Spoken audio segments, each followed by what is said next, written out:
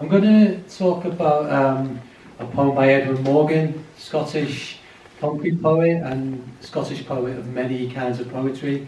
I've selected this poem, first published in 1967, for three reasons. It was first published in the Futura series, published by Hans-Georg Meyer, so it shows a concrete collaboration between UK and German poetry. Secondly, because Morgan's a poet I really identify with. I write poetry and make poetry in different styles, techniques, genres, and Morgan absolutely did that, including concrete poetry in his syntactic poetry books. He was maybe the first to do that. And thirdly, it's Morgan's centenary this year.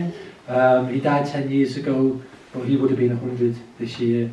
And there's going to be a lot of activity in the UK to celebrate this, including at the National Poetry Library, where we'll have an exhibition of his concrete poetry in the summer.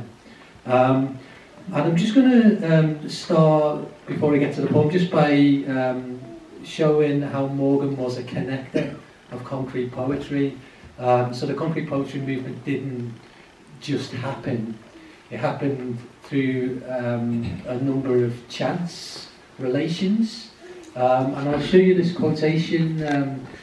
This was a letter published in the Times Literary Supplement in 1962 by a Portuguese concrete poet called E.M. de Melo e Castro.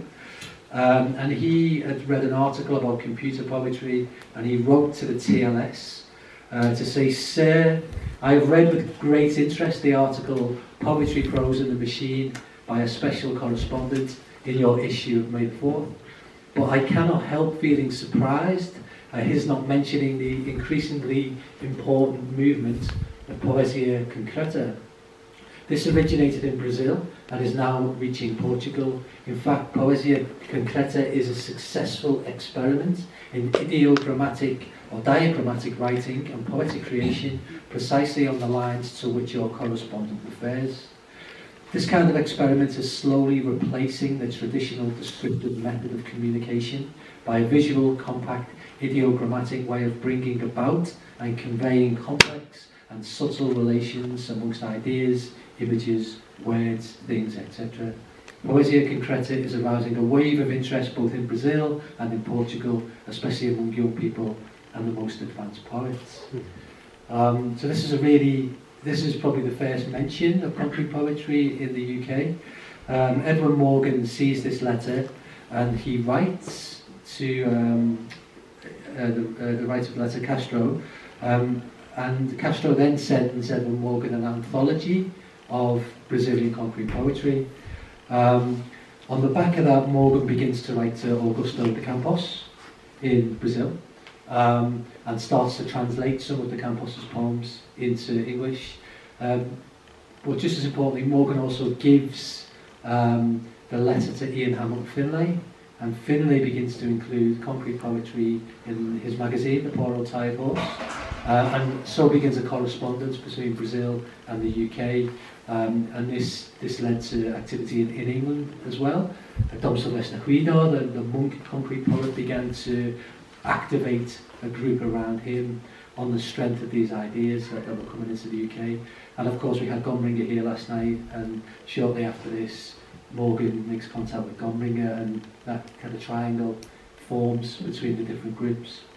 So Morgan was an incredible connector, a communicator of concrete poetry, what he was doing, why it was different, why it was important, but also a questioner, and he pushed back to Ian Hamilton Finlay and asked him to explain his ideas more, to be more clear if he felt he needed to be. And for Morgan, concrete poetry worked on a spectrum, from cold to warm. So I think concrete poetry is often seen by people to be quite a cold art form, quite minimal, spare, hard to connect with for some people. But Morgan saw his work on the warm end of concrete poetry, and this is what I'm going to present to you now. So this is his poem, Message Clear. You see this on the screen. It's one of what Morgan called an emergent poem. Basically how this works, he's taken a recognised quotation from Christ's statement in John's Gospel. So you can see at the very bottom, it says, I am the resurrection and the life. And the poem then extracts permutations of meaning from that statement, I am the resurrection and the life. So this works visually because Morgan places the letters of each new sentence in the place they would be in the original sentence. And this gives an impression of a broken communication. But of course, while he's doing that, Morgan is creating all these other meanings, which are already inherent in I am the resurrection and the life. So it's a poem that really interests me because it can be performed, it can be read. And it interests me because of how it breaks down this idea that concrete poetry can't be somehow related to personal life or emotions. And the poem was actually conceived and written on a bus journey that Morgan took from a hospital in Glasgow where his father was dying. And Morgan wrote to Ian Hamilton Finlay shortly after to say, my father is in hospital again and due for an operation, and my mother is in a pretty nervous state about it.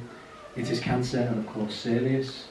2 months later, Morgan's father died. So this poem, as well as being one of the most famous concrete poems in England, is in fact also an elegy, and it is a poem that is very much about life, death and faith. I'm going to attempt to perform this poem for you now. Message clear. Am I, if, am I he, hero, hurt, there and here and here and there, I am rife in Sion and I die, aim, resect, aim, resection of the life of men. Sure, the die is set and I am the third at rest. O life, I am here, I act, I run, I meet, I tie, I stand, I am thoth, I am raw, I am the sun, I am the sun, I am the erect one if I am rent, I am safe, I am sent, I heed, I test, I read, a thread, a stone, a tread, a throne, I resurrect a life, I am in life, I am resurrection, I am the resurrection and I am the resurrection and the life.